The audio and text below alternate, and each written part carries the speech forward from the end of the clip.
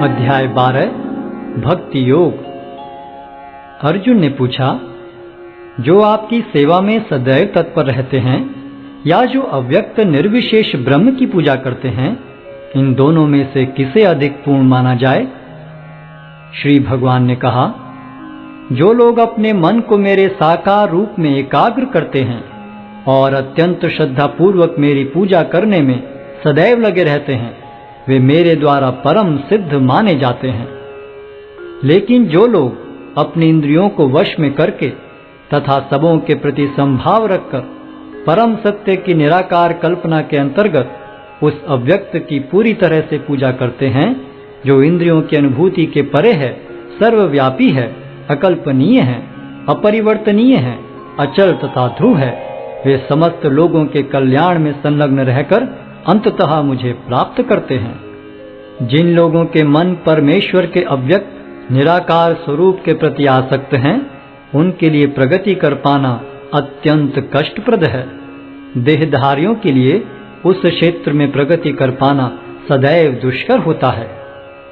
जो अपने सारे कार्यों को मुझ में अर्पित करके तथा अविचलित भाव से मेरी भक्ति करते हुए मेरी पूजा करते हैं और अपने चित्तों को मुझ पर स्थित करके निरंतर मेरा ध्यान करते हैं, उनके लिए हे पार्थ, मैं जन्म मृत्यु के सागर से शीघ्र उद्धार करने वाला हूँ। मुझ भगवान में अपने चित्त को स्थिर करो और अपनी सारी बुद्धि मुझ में लगाओ। इस प्रकार तुम निस्संदेह मुझ में सदैव वास करोगे। हे अर्जुन, हे धनंजय, यदि तुम अपने चित्त को विचल भाव से मुझ पर स्थिर नहीं कर सकते, तो तुम भक्ति योग के विधि विधानों का पालन करो। इस प्रकार तुम मुझे प्राप्त करने की चाह उत्पन्न करो। यदि तुम भक्ति योग के विधि विधानों का भी अभ्यास नहीं कर सकते, तो मेरे लिए कर्म करने का प्रयत्न करो, क्योंकि मेरे लिए कर्म करने से तुम पूर्ण अवस्था को प्राप्त होगे। किंतु यदि तुम मेरे इस भावनामृत में कर्म करने में असमर्थ हो, तो तुम अपने कर्म के समस्त फलों को त्याग कर कर्म करने का तथा आत्मस्थित होने का प्रयत्न करो।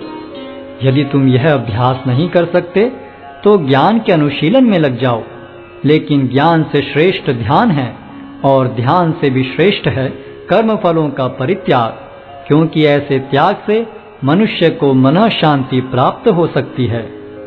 जो किसी से द्वेष नहीं करता, लेकिन सभी जीवों का दयालु मित्र है, जो अपने को स्वामी नहीं मानता और मिथ्या अहंकार से मुक्त है, जो सुख दुख में संभाव रहता है, सहिष्णु है, सदैव आत्मतुष्ट रहता है, आत्म संयमी है, तथा जो निश्चय के साथ मुझ में मन तथा बुद्धि को स्थिर करके भक्ति में लगा रहता है, ऐसा भक्त मुझे अत्यंत प्रिय है।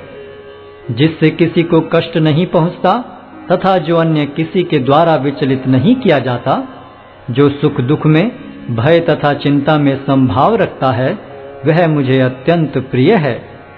मेरा ऐसा भक्त जो सामान्य कार्यकलापों पर आश्रित नहीं है, जो शुद्ध है, दक्ष है, चिंता रहित है, समस्त कष्टों से रहित है और किसी फल के लिए प्रयत्नशील नहीं रहता, मुझे अतिशय प्रिय है। जो न कभी हर्षित होता है, न शोक करता है, जो न तो पछताता है, न इच्छा करता है, तथा जो शुभ तथा अशुभ दोनों प्रकार की वस्तुओं का परित्याग कर देता है, ऐसा भक्त मुझे अत्यंत प्रिय है। जो मित्रों तथा शत्रुओं के लिए समान है, जो मान तथा अपमान, शीत तथा गर्मी, सुख तथा दुख, यश तथा अपयश में संभाव रखता है, जो दूषित संगति से सदैव मुक्त रहता है, जो सदैव मौन और किसी भी वस्तु से संतुष्ट रहता है, जो किसी प्रकार के घर बार की परवाह नहीं करता, जो ज्ञान में दृढ़ है और जो भक्ति में संलग्न है, ऐसा पुरुष मुझे अत्यंत प्रिय है। जो इस भक्ति के अमर पथ का अनुसरण करते हैं और जो मुझे ही अपना चरम लक्ष्य बनाकर श्रद्धा सहित पूर्ण रूपेण संलग्न रहते हैं, वे भक्त मुझे अत्यधिक प्रिय हैं।